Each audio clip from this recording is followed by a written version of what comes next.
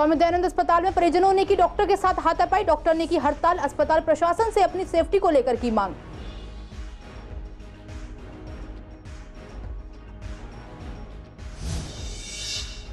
कड़कड़डूमा में रही वकीलों की हड़ताल। पुलिस पर लगाया वकीलों की पिटाई का आरोप। विवाद सुलझने की अभी कोई संभावना नहीं।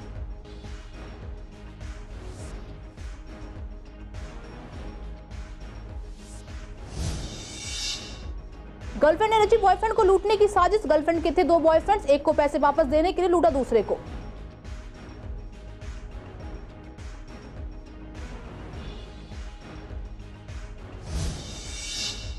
मैच पर सट्टा लगा रहे 3 लोगों को पुलिस ने किया गिरफ्तार। गुप्त सूचना के आधार पर की रेड। और भी लोगों की हो सकती है गिरफ्तारी।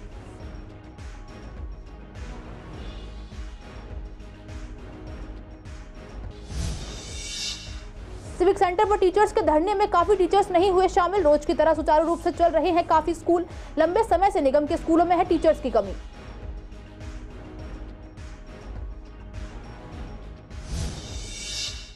नमस्कार, आप देख रहे हैं सीसीएन लाइव। मैं हूं आपके साथ काजल चौधरी। स्वागत है आपका हमारे खास कार्यक्रम पूर्वी दिल्ली खास में। कुछ खास खबरों के साथ करते हैं बुलेटिन की शुरुआत। डॉक्टर्स के साथ मार पिटाई के मामले पूर्वी दिल्ली में लगातार आम होते जा रहे हैं। ऐसा ही ताजा मामला देखने को मिला पूर्वी दिल्ली के स्वामी दयानंद अस्पताल में, जहां कल रात एक बच्चे के परिजनों ने डॉक्टर के साथ हाथापाई कर दी, जिसके बाद आज डॉक्टर ने हड़ताल की और अस्पताल प्रशासन से अपनी सेफ्टी को लेकर मांग की। उनका कहना था कि डॉक्टर्स के साथ आए दिन ऐसे झगड़े होते रहते हैं। अस्पताल प्रशासन को इसे सख्ती से लेना चाहिए और डॉक्टर्स के लिए सिक्योरिटी का इंतजाम करना चाहिए। पूर्वी दिल्ली के स्वामी दयानंद अस्पताल के जो डॉक्टर्स हैं वो आज हड़ताल पर है। जानते हैं क्या पूरा मामला है, ये किस वजह से हड़ताल पर गए हैं। हम लोगों ने जो है एक पेशेंट को एडमिट किया था। 5 तारीख को पेशेंट एडमिट हुआ था। हम लोग ने उसको ट्रीटमेंट दिया और दे रहा था। कल भी जो है जैसे हुआ, जो भी उसकी कंडीशन थी उसके अकॉर्डिंग हम लोग जो है मैनेजमेंट कर रहे थे। और भी आईसीयू के डॉक्टर थे, सारे डॉक्टर मिल कर के ट्रीटमेंट दिए।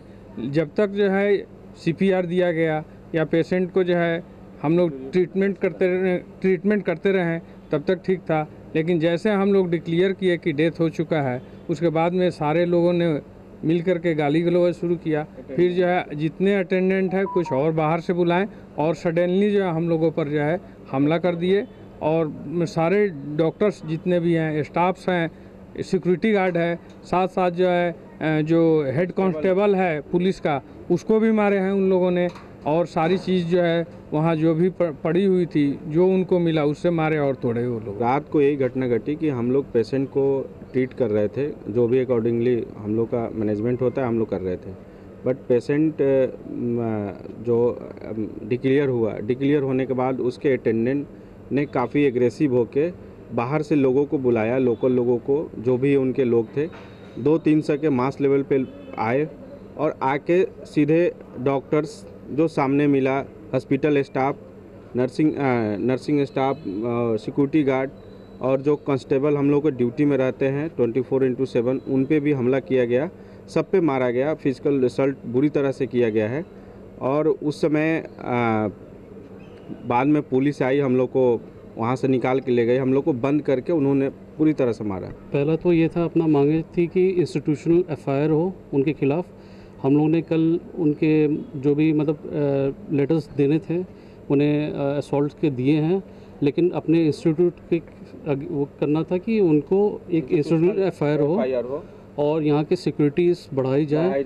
एमएस ने तो बोला कि अभी आप ड्यूटी करिए, आप सब लोग, हम देखेंगे बाद में जो होगा वो हम देखेंगे। वो बस यही बोले हैं कि आप ड्यूटी करिए, हम जो हो सकता है हम वो करेंगे। 300-350 होगा। बट हम लोगों का जो डिपार्टमेंट है, पहले हम लोग 3 लोग रहते थे कैजुअल्टी में, अभी 2 ही लोग रहते। तो सब तो इतने ज़्यादा अभी डेंगू के पीरियड में इतने ज़्यादा पेशेंट आते हैं, सिक पेशेंट आते हैं, तो हम लोग अकेले मैनेज एक SR, एक JR, एक DNB, मतलब 2 लोग रहते हैं मैनेज करते, तो इट्स पॉसिबल नहीं होता है सम टाइम। बट ये पेशेंट को तो बहुत अच्छे से हम लोगों ने मैनेज किया था। But we can't save every life in the hospital. So जब तक हम लोग अच्छा करते हैं तब तक अटेंडर वगैरह ठीक रहते हैं, और अगर पेशेंट की डेथ हो जाती है तब वो एकदम अग्रेसिव हो जाते हैं। तो साफ तौर पर देखा जा सकता है कि अगर सिक्योरिटी की बात की जाए तो स्वामी दयानंद अस्पताल में कोई भी सिक्योरिटी जो है यहाँ पर पुख्ता नहीं है। वहीं MS ने सिर्फ आश्वासन दिया है। अब देखना यह है कि इनकी जो मांगें हैं वो कब तक पूरी होती है। वीडियो जर्नलिस्ट अतुल भारद्वाज के साथ Mohit Sharma, CCN live, Delhi. Karkardooma court में पुलिस की मनमानी के खिलाफ कड़कड़डूमा कोर्ट के वकीलों ने हड़ताल की। इस पर जब हमारे संवाददाता मोहित शर्मा ने एसोसिएशन के सेक्रेटरी रमन शर्मा से बात की तो उन्होंने बताया कि पुलिस अपनी मनमानी तरीके से काम कर रही है और अगर हमारी मांगे पूरी नहीं की गई तो हम हमारी हड़ताल जारी रखेंगे। परसों हमारे कुछ एडवोकेट भाई जो हैं वो आ रहे थे, रास्ते में कुछ अननोन लोगों ने उन्हें रोका, उनके साथ मारपीट करी, उन्होंने उसकी कंप्लेंट करी। कंप्लेंट के बाद जो है वहाँ दूसरी पार्टी की लेडीज़ भी आ गई और वहाँ आके उन्होंने बहुत बदतमीज़ी करी, गालियाँ बकी, गाड़ी के आगे लेट गई क्योंकि हम मुकदमा दर्ज करा रहे थे उन पे, जिसकी कि सीसीटीवी फुटेज मोबाइल से बनाई हुई फुटेज हमारे पास है कि वो लोग कैसा बिहेव कर रही थी वो लेडीज़। केस भी दर्ज हो गया 354 का। अब हमारी तरफ से कभी भी कोई कंप्लेंट जाती है किसी लेडीज़ की तरफ से, कोई लेडी एडवोकेट की तरफ से, तो आज तक 354 का कोई मुकदमा दर्ज नहीं हुआ है। ज़्यादा प्रेशराइज करा जाता है कि हम या तो उसे मैटर को सेटल करें या फिर दोनों तरफ से मुकदमे लगेंगे। तीसरा जो केस हुआ वो ईस्ट डिस्ट्रिक्ट का है, थाना मंडावली। वहाँ हमारे वकील साहब रहते हैं, उन्होंने कुछ पुलिस वालों के अगेंस्ट कंप्लेंट कर रखी थी। रात को 1 बजे 15 से 20 पुलिस वाले वकील साहब के घर जाते हैं, वकील साहब को दरवाज़ा खोलने के लिए कहते हैं, वकील साहब ने दरवाज़ा नहीं खोला। महिला स्टाफ साथ में था, इंस्पेक्टर साहब थे, मतलब हर एक डेजिग्नेशन का ऑफिसर उस दिन वहाँ पे था। सुबह जब मेरी उनसे बात हुई तो वो मुझे कहते हैं कि जी हम इन्वेस्टिगेशन ज्वाइन कराने गए थे, वकील साहब ने कंप्लेंट जो दे रखी है उस पर इन्वेस्टिगेशन करने गए थे। तो जब मैंने उनसे पूछा कि रात का 1 बजे का समय और इतने सारे स्टाफ के साथ में इन्वेस्टिगेशन ज्वाइन करने का आज तक हमें तो पर्पस समझ में आया नहीं। बदतमीजी इवन दो थानों में हमारी गाड़ियाँ नहीं लग सकती, हम थाने जाते हैं हमारे साथ ऐसा व्यवहार होता है, चल बे बाहर निकल, कहाँ गए, क्या है ये। अगर एक लड़की के 2 बॉयफ्रेंड्स हो तो क्या होगा, तो वही होगा जो इस केस में हुआ है। वैसे तो आज के टाइम में ये बहुत ही आम सी बात है, लेकिन इस केस में गर्लफ्रेंड ने एक बॉयफ्रेंड के साथ मिलकर दूसरे को लुटवा दिया। दरअसल थाना पांडव नगर में देव नाम के युवक ने शिकायत दर्ज कराई कि संजय झील मयूर विहार फेज 2 में 3 लड़कों ने उसका मोबाइल फोन और सोने की चेन छीन ली है। पुलिस ने केस दर्ज किया और टीम का गठन किया गया। आरोपी व्यक्तियों की पहचान करने के लिए आसपास के सीसीटीवी कैमरों की जांच की गई, लेकिन सफलता नहीं मिली क्योंकि घटनास्थल पर कोई कैमरा नहीं लगा हुआ था, जहां से अपराधी घटना के बाद बाइक पर भागे थे। जांच के दौरान यह भी पता चला कि शिकायतकर्ता की प्रेमिका गनिष्का का एक मोबाइल भी अपराधियों ने छीन लिया था, लेकिन पुलिस को यह बात बहुत अटपटी लगी कि अपराधियों ने गनिष्का का फोन क्यों छीना। और इसी शक में पुलिस ने जब गनिष्का से पूछताछ की तो उसने सब सच बता दिया कि आरोपी मोहित गनिष्का का बॉयफ्रेंड है और उसने गनिष्का को 20,000 रुपए उधार दिए थे। गनिष्का ने वो पैसे अपने दूसरे बॉयफ्रेंड देव पर खर्च कर दिए। जब मोहित ने अपने पैसे वापस मांगे तो गनिष्का ने देव से पैसे वापस देने के लिए कहा, लेकिन देव ने पैसे देने से इनकार कर दिया और कहा कि मैंने तुम्हें खर्च करने के लिए नहीं कहा था। इसके बाद गनिष्का ने मोहित के साथ मिलकर ये सारा प्लान बनाया कि किस तरीके से देव को लूट कर उससे पैसे निकलवाने हैं। प्लान के मुताबिक घटना के दिन गनिष्का ने देव को समय बिताने के लिए संजय झील में बुलाया और मोहित ने अपने साथियों ज्ञानेंद्र और करण के साथ उसका फोन और सोने की चेन छीन ली। उन्होंने गनिष्का का मोबाइल फोन भी छीन लिया ताकि देव को उनकी साजिश पर कोई शक न हो सके। जांच करते हुए टीम को गुप्त मुखबिर ने अपराधियों के बारे में सुराग दिया। इसके बाद टीम संजय झील पहुंची और शिकायतकर्ता के कहने पर करण और ज्ञानेंद्र नाम के 2 आरोपियों को गिरफ्तार किया। उनकी निशानदेही पर तीसरे सहयोगी मोहित को भी गिरफ्तार कर लिया गया। पूर्वी दिल्ली के साउथ अनारकली इलाके में एक फ्लैट में 3 लोग इंडिया ऑस्ट्रेलिया के बीच हो रहे मैच पर सट्टा लगा रहे थे। जैसे ही पुलिस को इसकी सूचना मिली, तुरंत टीम को सर्च वारंट देकर रेड के लिए भेजा गया। टीम फ्लैट में घुसी तो पुलिस को देखते ही तीनों आरोपी अपने मोबाइल, लैपटॉप आदि सामान छिपाने लगे, मगर टीम ने उन्हें रोक लिया। पूछताछ में आरोपी सतत कक्कड़, राहुल भत्ता और सुखदेव मेह ने कबूल किया कि वह मैच पर सट्टा लगा रहे थे। फ्लैट सतत का ही है, उसने इसे सट्टेबाजी के लिए ही लिया हुआ था। फिलहाल आरोपियों से पूछताछ कर पुलिस पता लगाने की कोशिश कर रही है कि वह सट्टा लगाने के दौरान किन किन लोगों के संपर्क में थे। आरोपियों के खिलाफ पुलिस ने गैम्बलिंग एक्ट के तहत केस दर्ज किया है। पुलिस मामले में कई और लोगों को गिरफ्तार कर सकती है। निगम के स्कूलों में पिछले काफी लंबे समय से टीचर्स की कमी देखी जा रही है, जिसका असर स्टूडेंट्स की पढ़ाई पर पड़ रहा है। हालांकि डिपार्टमेंट के सामने ये बात कई बार रखी जा चुकी है। इसी के कारण आज सिविक सेंटर पर टीचर्स द्वारा धरना प्रदर्शन किया गया। इस प्रदर्शन का स्कूलों पर कितना असर पड़ रहा है, इस बात का जब हमने जायजा लिया तो देखने को मिला कि कई स्कूलों के टीचर्स इस धरने में शामिल नहीं हुए हैं। टीचर्स का कहना है कि स्कूल में टीचर्स की कमी तो पहले से ही है, ऐसे में अगर सभी प्रदर्शन में गए तो बच्चों की पढ़ाई पर असर पड़ेगा। इसीलिए काफी स्कूल्स रोज की तरह ही सुचारू रूप से चल रहे हैं और बच्चों की पढ़ाई भी चल रही है। देखिए मैडम, सुना मैंने भी है कि आज टीचर्स का एक धरना है और वो शिक्षक न्याय मंच के माध्यम से शायद रखा गया है, और पूरी जानकारी तो नहीं है, लेकिन इतना पता है कि वो सिविक सेंटर पर है और वहाँ कितने लोग पहुँचेंगे कितने नहीं, बहुत ज़्यादा जानकारी नहीं है। लेकिन मेरे अपने विद्यालय से कोई शिक्षक नहीं गया है। हाँ, मांगे रही होंगी उनकी, उसकी मुझे जानकारी नहीं है, लेकिन जहाँ तक मैं सोच सकता हूँ कि टीचर्स की कमी को लेकर के कोई बात होगी तो मेरे ख्याल से तो एमसीडी ने एक रिक्विजिशन भेज दी है डीएसएसबी को कि इतने टीचर्स हमारे पास और चाहिए। उसका शायद अरेंजमेंट किया जा रहा है कि उनका टेस्ट कब कंडक्ट होगा, कैसे होगा। देखिए, एक सिंगल आइडियोलॉजी की यूनियन का एक आह्वान है, उन पर उनके फॉलोइंग के लोग जो हैं वो जाने के लिए ज़्यादा उपयुक्त हैं, रादर देन कि हम अपने स्कूलों से टीचर्स को वहाँ भेजें, प्रेरित करें। हमें क्या आवश्यकता है? तो जो लोग गए होंगे वो लोग गए हैं, लेकिन हमारा स्कूल एज़ यूजुअल जैसे रनिंग में होता है वैसे ही चल रहा है। और हाँ, बिल्कुल एज़ यूजुअल, उसमें कोई चेंज नहीं है किसी भी तरह का। और आज तो उल्टा हमने ज़्यादा काम किया है। देखिए, ये तो अब जो उसके लीड करने वाले लोग हैं वो बता सकते हैं कि वो उसको कैसे चलाएंगे, चलाना है नहीं चलाना है, किन मुद्दों को लेकर के उन्होंने ये रखा है, और रखा है तो उसके आगे वो फर्दर क्या स्टेप्स लेते हैं। और बीइंग ए यूनियनिस्ट उन लोगों की ज़्यादा विचारधारा का सवाल है और उनकी नेतृत्व का सवाल है कि वो अपने नेतृत्व को कैसे सफल बनाते हैं, और बनता है कि नहीं बनता है ये भविष्य में है। देखिए, कोई एक पर्टिकुलर यूनियन आज टीचर्स की मांगों को लेकर सिविक सेंटर पर धरना कर रही है। उसकी जानकारी हमें है कि धरना चल रहा है, लेकिन हमारे विद्यालय से कोई भी टीचर उस धरने में नहीं गया है, क्योंकि हमारे लिए फर्स्ट प्रायोरिटी बच्चों की सेफ्टी और बच्चों की पढ़ाई है। उसको ध्यान में रखते हुए कि हमारे विद्यालय से कोई भी टीचर धरने पर नहीं गया है। स्कूल जैसे हमारा रेगुलर चलता है, स्कूल हमारा बिल्कुल वैसे ही रेगुलर चल रहा है। बच्चों की पढ़ाई हो रही है, आप देख सकते हैं कि बच्चे सारे अपनी क्लासेस के अंदर हैं, पीरियड सिस्टम चल रहा है, टाइम टेबल चल रहा है, जो डिपार्टमेंट की तरफ से इंस्ट्रक्शन है सारी इंस्ट्रक्शन फॉलो हो रही है।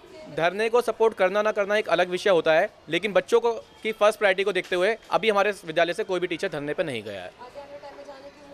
ये सब टीचर्स का व्यक्तिगत निर्णय होता है कि वो धरने पर जाएं या ना जाएं। हम किसी भी टीचर को धरने पर जाने के लिए फोर्स नहीं कर सकते और ना ही किसी टीचर को धरने पर जाने से रोक सकते हैं। हत्या के मामले में फरार चल रही आरोपी को पुलिस स्टेशन गीता कॉलोनी के स्टाफ ने गिरफ्तार किया है। आरोपी ने अपनी पहचान छिपाने के लिए उत्तर प्रदेश के मेरठ में मजदूरी करना शुरू कर दिया था।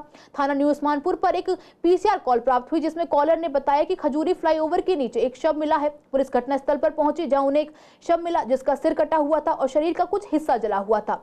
इस सनसनीखेज मामले का एक आरोपी समीर उर्फ सोनू इस मामले में फरार चल रहा था। घोषित अपराधी को पकड़ने के लिए एसएचओ गीता कॉलोनी ने एक टीम गठित की थी। टीम को फरार भगोड़े समीर उर्फ सोनू के बारे में सूचना मिली। इस गुप्त सूचना पर कार्रवाई करते हुए पुलिस ने सोनू को पकड़ने के लिए गीता कॉलोनी में छापेमारी की और यूपी के पास से उसे गिरफ्तार कर लिया गया। उत्तर पूर्वी दिल्ली में पुलिस स्टाफ ने डीएम के साथ डीसीपी ऑफिस में एक मीटिंग का आयोजन किया, जिसमें किसी भी आपदा से निपटने और लोगों की मदद करने के बारे में जानकारी दी गई। साथ ही पुलिसकर्मियों को विभिन्न आपदाओं से निपटने के लिए अलग अलग तकनीकों से अवगत भी कराया गया। पूर्वी दिल्ली के खजूरी खास में श्रीमद् भागवत कथा का आयोजन किया गया है। आज कथा का चौथा दिन चल रहा है। आर्य यशपाल महाराज जी ने कथा सुनाई, वहीं श्रद्धालुओं ने श्रीमद् कथा का पूरी श्रद्धा भाव के साथ सुना। आपको बता दें कि ये कथा पूरे 7 दिन तक चलेगी और कथा का समापन 13 अक्टूबर को होगा। बोर्ड की परीक्षाओं का स्टूडेंट्स के मन में एक अलग ही स्ट्रेस देखा जाता है। 10वीं और 12वीं क्लासेस के स्टूडेंट्स इन एग्जाम्स को लेकर काफी परेशान रहते हैं। ऐसे में शिक्षा मंत्रालय द्वारा उनके इस तनाव को कम करने के लिए बोर्ड के एग्जाम्स को एक बार की बजाय 2 बार करने का नियम बना दिया गया है। यानी अब 2024 में जो बोर्ड के एग्जाम्स होंगे वो साल में 2 बार होंगे, जिससे स्टूडेंट्स पर एक साथ पढ़ने वाला पढ़ाई का बोझ कम हो जाएगा। और जब हमने पूर्वी दिल्ली के स्कूलों के टीचर्स और स्टूडेंट्स से बात की तो उनकी मिलीजुली प्रतिक्रियाएं देखने को मिली। हालांकि अधिकतर लोग इसके पक्ष में ही नजर आए। टीचर्स का कहना है कि बच्चों को तनाव से राहत देने और 10वीं 12वीं में मार्क्स कम आने के बाद होने वाले हादसों पर रोक लगाने का सरकार का ये अच्छा फैसला है। इससे बच्चों को 2 बार एग्जाम देने का मौका मिलेगा, जिससे उनका स्ट्रेस कम होगा, साथ ही उन पर दबाव भी नहीं पड़ेगा। वहीं स्टूडेंट्स भी इस फैसले से सहमत नजर आ रहे हैं। यह प्रक्रिया 2024 से शुरू की जाने की उम्मीद है। देखिए, 2 बार की जो परीक्षा का जो ऑप्शन दिया है, जिसमें बच्चों के लिए छूट रहेगी कि भाई आप अगर 2 में से कोई सा भी एक में अच्छे लेते हो तो आगे दें या ना दें, तो ये बच्चों के दृष्टिकोण से तो अच्छा ही है, क्योंकि जो अच्छे स्टूडेंट्स हैं अगर वो पहली बार में अच्छे मार्क्स नहीं ले पाते तो दे हैव चांस, वो आगे भी उनके पास चांस है और वो इम्प्रूव कर सकते हैं। और अगर दूसरे तरीके से देखें कि बच्चा अगर सामान्य ग्रेड में है तो भी बच्चों के लिए अच्छा है कि भाई 2 ऑप्शन होने में तो कोई बुराई नहीं है, बिल्कुल भी बच्चों के लिए पूरा खुला ऑप्शन है। और स्ट्रेस लेवल भी कम होगा इससे, कि उन्हें जैसे मान लिया किसी कारणवश बीमारी से या किसी कारणवश बच्चे के बार मार्क्स कम रह जाते हैं तो उसे कम से कम ये संतुष्टि रहेगी मेरे पास अभी एक चांस और है। और क्लासेस के हिसाब से ये ठीक नहीं रहेगा। बोर्ड का जो स्ट्रेस जो होता है ना वो ठीक है, और क्लासेस में थोड़ा सा बच्चों को एक रहे कि अभी मेरी एनुअल एग्ज़ाम है, है ना, ताकि वो उसके लिए डिसिप्लिन होकर चलें। बोर्ड के लिए मैंने इसलिए कहा क्योंकि बोर्ड में जैसे अब तक होता है, काफ़ी 10th और 12th में बहुत स्ट्रेस लेते हैं, घबरा जाते हैं, तो वो एक अलग बात है। लेकिन जो अदर क्लासेज हैं जैसे 6 to 8 है, तो इसमें तो हम बच्चों को पहले से ही बहुत इंटरनल मार्क्स और दूसरी चीज़ें तैयार करते रहते हैं, तो इतना वो उनको इतनी दिक्कत नहीं है। नहीं, जो NEP के अकॉर्डिंग सरकार ने जो फैसला उसमें 2 बार एग्ज़ाम का बोर्ड क्लास के लिए दिया था, उसमें थोड़ा टेक्निकल जब इसको लागू करेंगे तो दिक्कत आएगी। जैसे कि आप मिड टर्म का एग्ज़ाम उसको लेके उसको फाइनल डिग्री दे देंगे कि भाई 10th क्लास का इसने हाफ ईयरली का एग्ज़ाम दिया फर्स्ट सेमेस्टर, और उसको सेकंड सेमेस्टर की आवश्यकता नहीं है। इसका मतलब उसने सिलेबस आधा कवर किया, बच्चे ने पूरा सिलेबस कवर तो लास्ट में होगा, उसका जनवरी तक होगा। तो मेरे हिसाब से जो फाइनल एग्ज़ाम है अभी जो प्रक्रिया है अंतिम एग्ज़ाम की, वो वाली ज़्यादा बेहतर है। एक ही बार एग्ज़ाम होना चाहिए, 2 बार नहीं होना चाहिए। हाँ, 2 बार की आवश्यकता 10th 12th में भी नहीं है।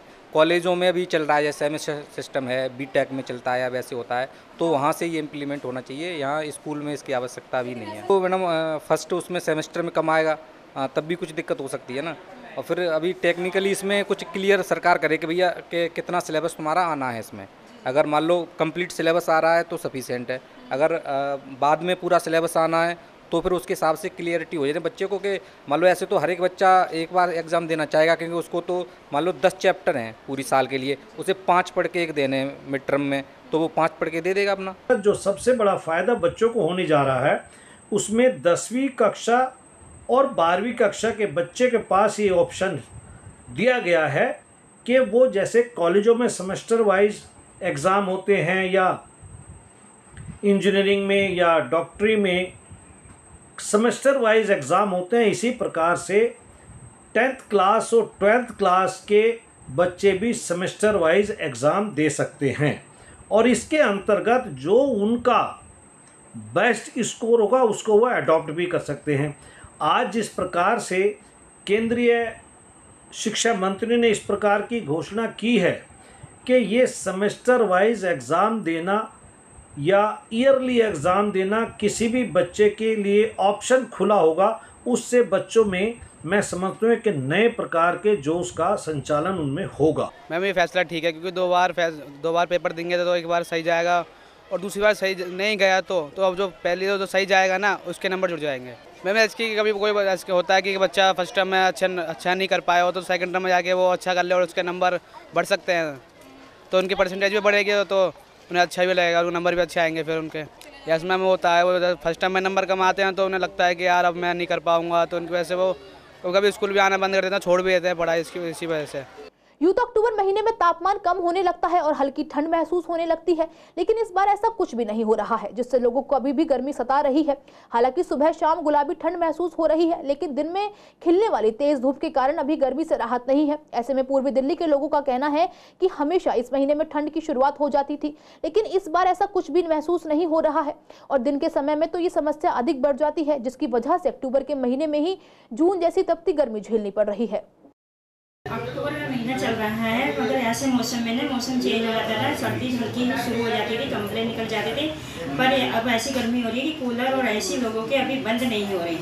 और ये गर्मी मई जून में ज़्यादा होती थी, पर अब ये इस मौसम में हो रही है। इस मौसम में ऐसी गर्मी होती रहेगी, चेंज कुछ नहीं है। अक्टूबर का महीना चालू हो चुका है और गर्मी जाने का नाम नहीं ले रही, जबकि सितंबर में और अक्टूबर में इस सभी महीने में ठंड पड़नी शुरू हो जाती है, मगर इस बार अभी भी लोग घर में प्रॉपर AC और पंखे कूलर चली रहे हैं। आज के लिए इस बुलेटिन में बस इतना ही। हर रोज ऐसी नई खबरें देखने के लिए देखते रहिए CCN लाइव। नमस्कार।